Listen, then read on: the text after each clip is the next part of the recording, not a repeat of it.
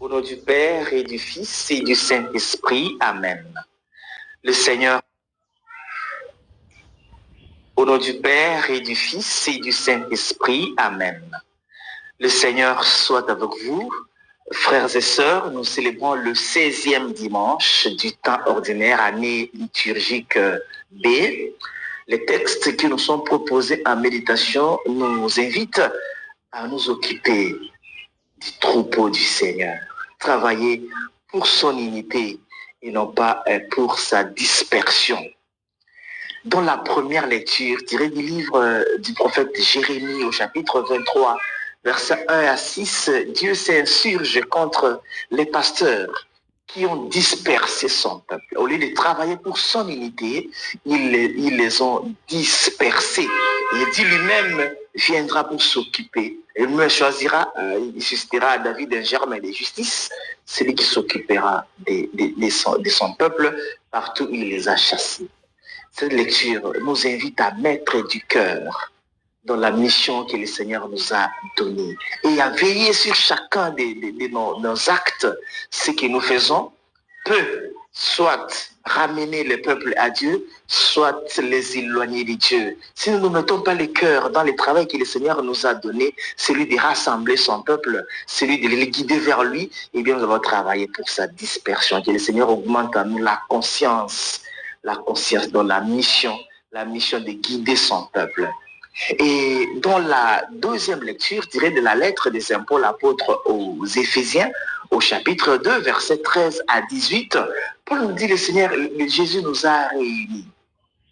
Ceux qui étaient loin et ceux qui sont proches, il a fait un seul corps, un seul peuple, par la croix.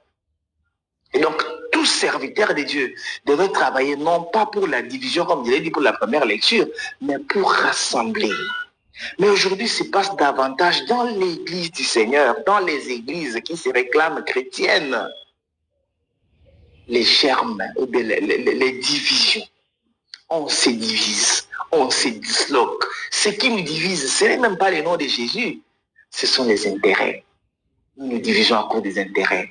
Il y a maintenant des castes, des groupuscules. Ceux-ci sont derrière tel pasteur, les autres sont derrière celui-ci, et ça crée une certaine rivalité qui n'a pas son sens et sa place dans l'Église. Le Seigneur est un. Il veut que nous soyons un. Travaillons pour l'unité. Tout celui qui croit au Christ est frère et sœur, doit conjuguer ensemble pour marcher vers le salut. Que le Seigneur nous éloigne de l'esprit de division dans son Église.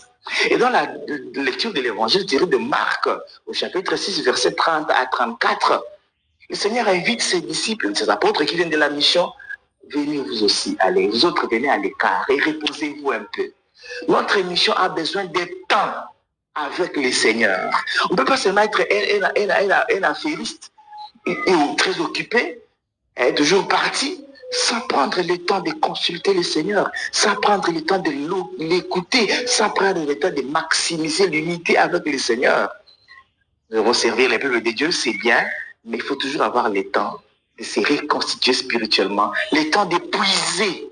Il faut toujours avoir le temps pour puiser de la grâce auprès de Jésus-Christ. Sinon, nous sommes des affairés sans rien faire et des fonctionnaires en fait. Que le Seigneur nous aide à être plutôt des missionnaires, ceux qui puissent chez le Seigneur pour aller annoncer. Jésus ici, il appelle ses apôtres pour se reposer, mais les gens les précèdent. Il ne les a pas chassés. Déjà, il est fatigué, mais il ne les a pas chassés parce qu'ils sont comme les troupeaux, les brebis sans berger. Que le Seigneur nous aide à nous occuper toujours de son peuple, malgré notre fatigue. Il faut donner le temps à ce peuple qui cherche Dieu, qui cherche le Seigneur. Bon dimanche à toutes et à tous, que Dieu Tout-Puissant vous bénisse et vous garde. Le Père, le Fils et le Saint-Esprit. Amen.